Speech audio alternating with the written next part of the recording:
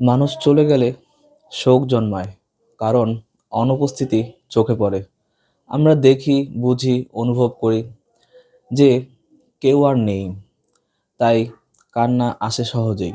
কিন্তু এক ধরনের বিচ্ছেদ আছে, যার কোনো শব্দ নেই, কোনো চিহ্ন নেই, যা ধীরে ধীরে মনের ভেতরে গড়ে ওঠে আর একদিন সবকিছু নিঃস্ব করে দেয়। সেটা হলো কাউকে হারানো নয়, কারো প্রতি অনুভূতির মৃত্যু।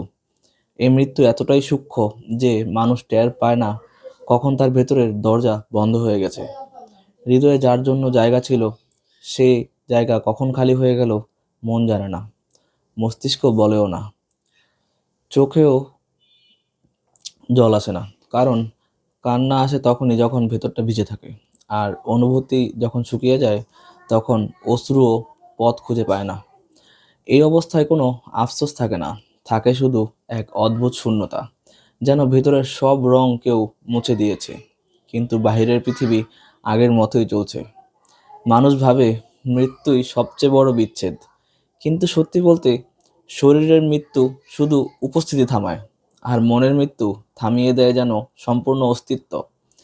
যার জায়গা একসময় গভীর ছিল, সেই জায়গায় যখন নিঃশব্দ ভেঙে পড়ে, তখন সেই ভাঙনের শব্দ কারো কানে পৌঁছায় না, শুধু নিজের ভেতরে প্রতিধ্বনি হয়ে ফিরে আসে।